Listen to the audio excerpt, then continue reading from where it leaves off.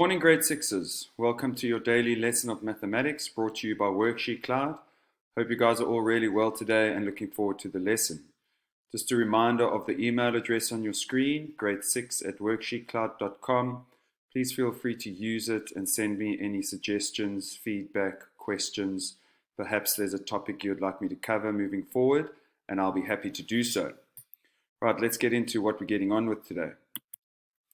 So we're going to be looking at square numbers and square roots, and then we have our warm-ups, our mental arithmetic questions covering previously taught principles, and then our brain challenge and finisher to end off with. Your warm-up today is on the screen. You need to tell me the value of each symbol and the pink question mark at the end. Remember to work through this slowly, methodically, write everything down, visualize your thoughts, and let's see how you guys get on. I'm going to start on the fourth line, and you can see that the phase shield multiplied by the phase shield is going to be equal to 100, and it's the same symbol, so that must tell us that 10 multiplied by 10 is equal to 100. Okay. I know that from the second line, 2 times 2 times 2 is equal to 8. Okay. I know that the face mask is equal to 10, so that means I must subtract 2 from 10 to get 8. So the ice skate is worth 2. And we can see from the third line that the ice skate and the goggles and beanie are equal. So if my ice skate is equal to 2, my goggles and my beanie is also equal to 2, then that must be equal to 1. All right, and now all we got to do is the last line, which is 10 divided by 1 multiplied by 2. And remember, your order of operations is important. So divide comes first. So 10 divided by 1 is 10. And then multiply that by 2, and you should get an answer of 20. Okay? Go back through it, make sure you understand. If you had to work through it more than once and you got to the answer eventually, then well done. Okay, you didn't give up and you kept working through it, and that's exactly the kind of attitude we're looking to install. Your mental arithmetic questions are on the screen. There are 8 of them. And here I'm again going to encourage you to work slowly, write everything down, write it neatly, logically. Check your calculations, check each one as you do it, and then you can leave it and move on confident, knowing that you got it right. Press pause, get on with it, and let's see how you get on once you've finished. Okay, question number 1, 741,67, and we are adding 971,87. Okay. And the key here is to make sure that the numbers are on the correct columns. So 700ths plus 700ths is 1400ths. So I need to carry 1 over to the tenths column. Now it's 6 tenths plus 8 tenths is 14 tenths, plus that 1 we carried over would be 15 tenths, which is 1 and 5 tenths. So we need to carry that 1 unit. 1 and 1 and 1 is 3. Remember the decimal always lines up. Okay. Then we go into 10. So 4 tens and 7 tens is going to be 110. So that gives us 1, and we carry 1. And then 700 plus 900 plus that additional 100 is going to be 17. So 1713,54. Remember, our checking strategy here is we can subtract any number. So let's subtract 741, and we should get 971,87. So we need to borrow. Okay, so those 7s match up, which is great. We need to borrow again. So 14 minus 6 is 8. So those match up, which is good again. 2 minus 1 is 1. That's great. They match up. We need to borrow again. So 11 minus 4 is 7. They match up. And then we need to borrow again. 16 minus 7 is 9. And you can see that 971,87 and 971,87 in the question. So therefore our answer must be correct. And that's what I mean by saying check your calculation straight away, because now I can move on and I don't have to come back to it, and I'm confident that I got it correct. Okay. Question number 2 is a subtraction question. So 12,891 subtract 2,567. Again, I'm going to remind you the correct numbers in the correct columns, and then we just subtract normally. So 11 minus 7 is 4, 8 minus 6 is 2, 8 minus 5 is 3, decimals line up, 2 minus 2 is 0, and 1 minus nothing is 1. Now, if I want to check this, I must do the opposite of subtract, which is add. So I go 4 add 7, is it 11? Yes. 2 add 6, is it 8? Yes. 3 add 5, 8 again? Yes. 0 and 2 is 2, and then 1 and nothing is 1. So we're happy, we're confident, we got it right, we can move on. Long multiplication, 135 multiplied by 42. I'm going to try to split this up completely. So I'm first going to split up 135 into 130 and 5. Okay, and then I'm going to split up the 42 into 40 and 2. Okay, and then let's have a look at how this all works out. So first I'm going to say 100 times 40, okay, which is pretty straightforward. That's 4,000. 100 times 2 is 200. 30 times 40, 1,200. 30 times 2 is 60. 5 times 40 is 200. 5 times 2 is 10. Okay, and now what I'm looking to do is I'm looking to add up those answers. So 4,000, 1,200, and 200 is 5,400. And then 270 on that side. And if I add 5,400 and 270, I'm going to get 5,670. Okay, so let's go and check that calculation with another method. And I'm happy to do the column method here, as it is one of the methods that is quite often taught. So here we have 2 times 5 is 10, 2 times 3 is 6, plus the 1 is 7, 2 times 1 is 2. The important placeholder 0. 4 times 5 is 20, so I'll carry that 2. 4 times 3 is 12, plus the 2 is 14. And 4 times 1 is 4, plus the 1 is 5. And if I add them, I get the exact same answer. So there I'm pretty confident that my original calculation must be correct. The fourth question is short division. Okay, so remember when we divide by a single digit, and in this case we're dividing by 3, then it's short division. It becomes long division as soon as we divide by more than one digit. Okay, so let's just create some space there. Divide that by 3. So 3 goes into 8 twice with 2 left over. Remember the decimals must line up. 3 goes into 24 8 times with 2 left over. 3 goes into 23 7 times with 2 left over. And 3 goes into 21 7 times. Now to check this, I need to go 2,877 times 3. Okay, to do that in a column method again. So when we multiply these two numbers, we should get 8,631.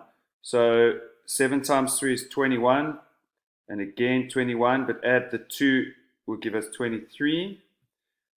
3 times 8 is 24, add that 2 is 26, decimal lines up, carry the 2, and then 3 times 2 again is 6, plus the 2 is 8, and there I'm quite happy that the numbers are the same, so our division calculation must be correct.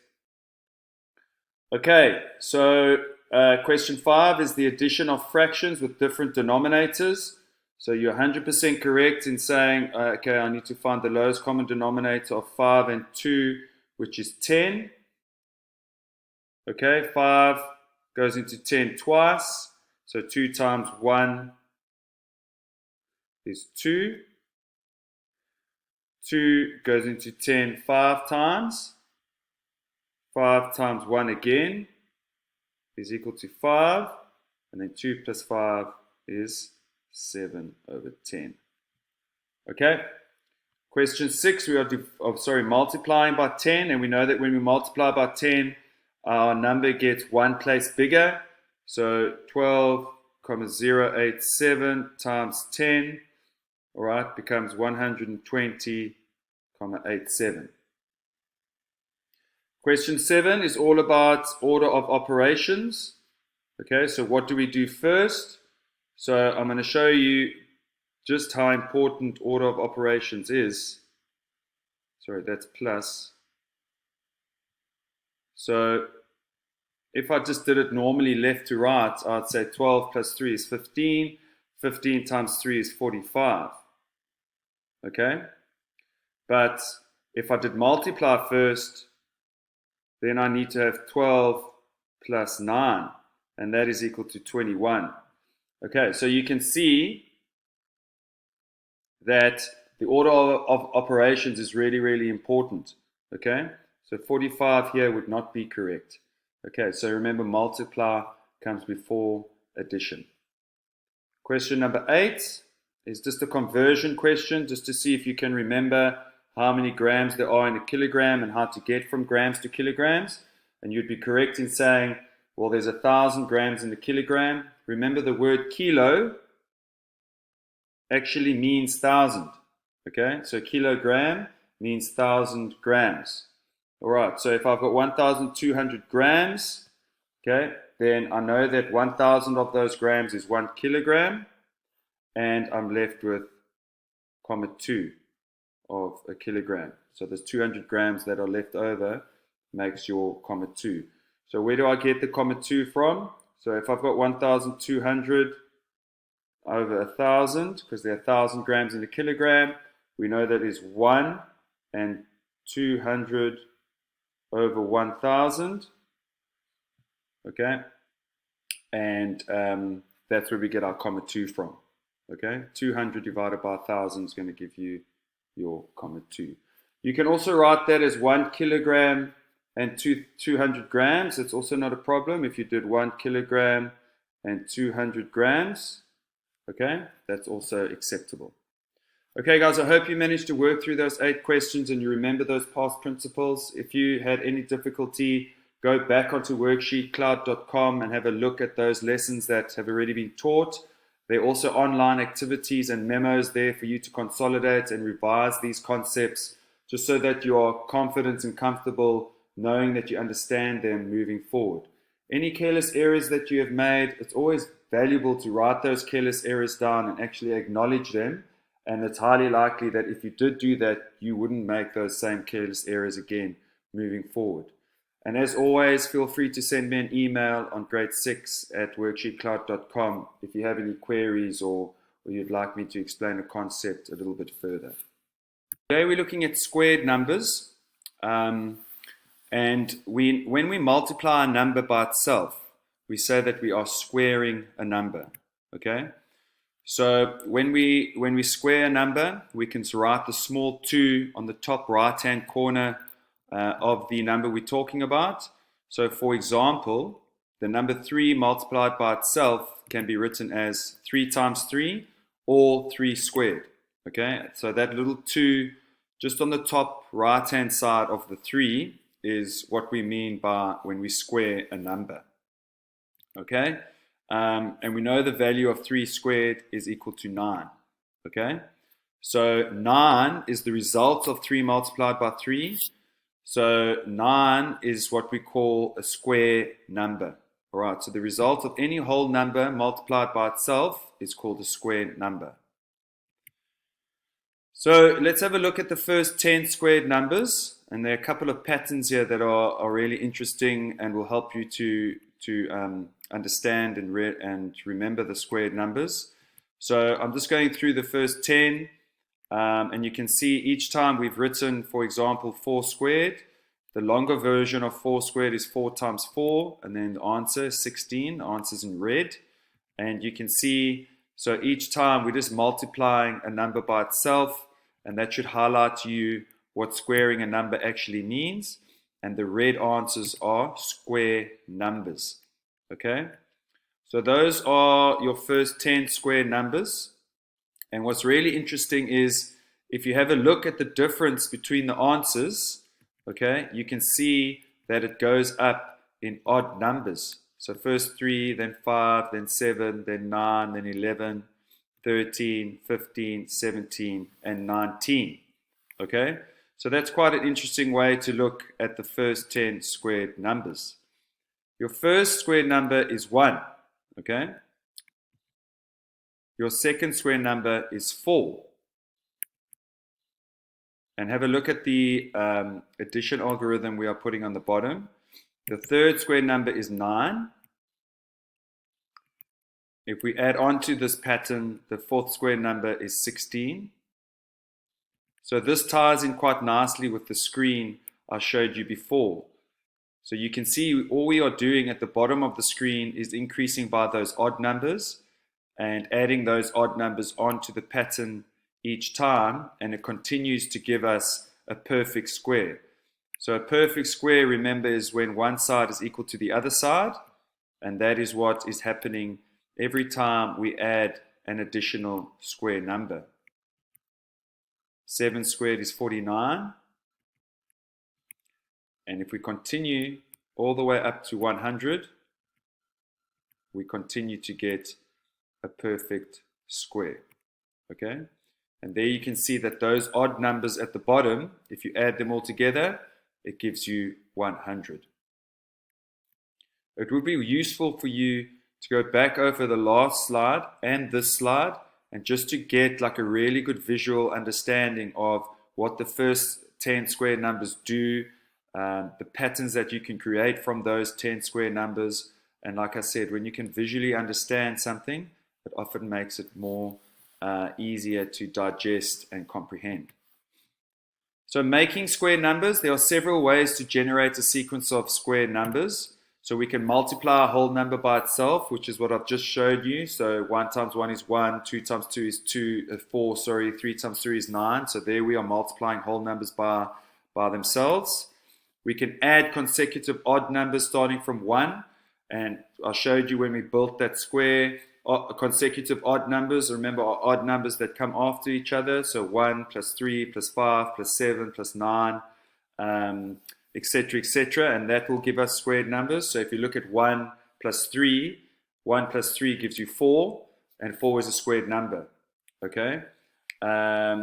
So you can look at consecutive odd numbers and make squared numbers like that. And we can add together 2 consecutive triangular numbers, and we'll have a look at triangular numbers so that you understand what those are. Okay, so let's have a look at square roots. So the area of this square is 64 centimeters squared. Now we know that to get the area of a square, we need to multiply one side by the other side. We also know that in a square, all sides are equal. So what is the length of one of those sides? Now, we can work out the length of one of those sides is 8 centimeters because we know that 8 multiplied by 8 is 64. Okay, so what we are doing there in essence is we're trying to find the square root of 64. Now, to find the square root is to find the inverse of finding the square number. Okay, now what does that mean? If I squared 8, so remember to square a number, we multiply it by itself. So 8 squared is 64, 8 times 8. Now to square root a number is to find out what number do I multiply by itself to give me 64. And you can see there the arrow has shown you that it is equal to 8. All right. So rewrite the square root sign as indicated on your screen. So that sign there with the number 64 underneath it means what is the square root of 64? What multiplied by itself is going to give me 64? And you're quite correct in saying that the answer is 8. Okay, so that is what we mean when we talk about square roots. So we can easily find the square roots of a squared number. So the square root of 1 is 1. What multiplied by itself gives me 1? 1. What multiplied by itself gives me 4. So the square root of 4 is 2. And we can go through the list and you can see that to find the square root of a whole number or of a square number is relatively straightforward. Okay, so what multiplied by itself gives me 81? 9. 9 times 9 is 81. And then obviously for 100 it is 10. So the product of two squared numbers. The product of two squared numbers is always another squared number. So remember, product is the name given to an answer of a multiplication sum. All right. So if I multiply two square numbers together, so 4 is a square number, 2 times 2 is 4, 25 is a square number because 5 times 5 is 25. So then 4 multiplied by 25, those are two square numbers that are being multiplied together. Their product, 100, is also a square number. Okay? And I've written out 4 multiplied by 25 in full. So remember, 4 is 2 times 2, and 25 is 5 times 5. And you can rearrange those numbers to get you the answer of 100. Okay? So another really interesting pattern when we talk about square numbers. So there, where I've written 2 multiplied by 5 in brackets and then squared it.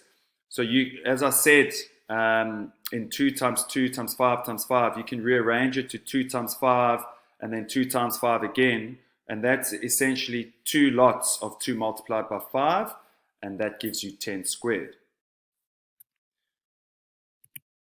Using factors to find square roots. So if a number has factors that are square numbers, then we can use these factors to find the square root. Okay, so what do we mean by this? If I said you find the square root of 400, now 400 is quite a big number, and some of us might be uncomfortable or unsure of how to find the square root of 400. Okay, so what we're going to do here is we're going to break 400 up into 2 square numbers. So if I break 400 up into 4 times 100, 4 is a square number, 100 is also a square number. Okay? Now, if I find the square root of 4, as you can see, it's equal to 2. And if I find the square root of 100, as you can see, it's equal to 10. So now I know that my square root of 400 is that 2 times 10, which is equal to 20. Okay, so this is another useful method to find square roots of really large numbers. But it's crucial that when you break the 400 up into 4 times 100, that 4 and that 100 are both square numbers. Again, another example, if you had to find the square root of 225, first I would break it up into 2 square numbers. Okay, so my square numbers would be 9 and 25, because 9 times 25 is 225. And then I just need to square root 9, which is 3, and square root 25, which is 5, and my answer is 15. Now, some of you might be going, how am I supposed to know that 9 and 25 are factors of 225? We've gone through a lesson on factors and multiples, okay? So I'd encourage you to go back and look at that lesson.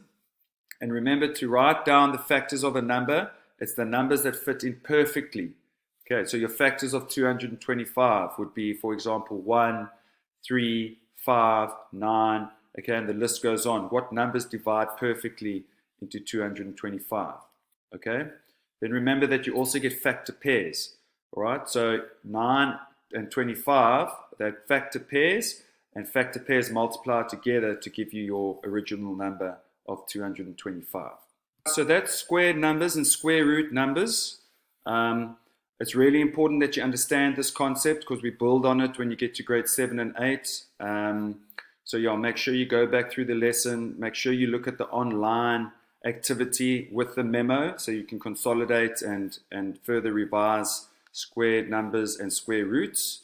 Here here's your brain bender and finisher for today. It's the game of 24. I'm really positive that you guys are getting to grips with these, and I hope that you're managing to find the answer of 24 on each tile using all 4 numbers and a combination of your operational signs.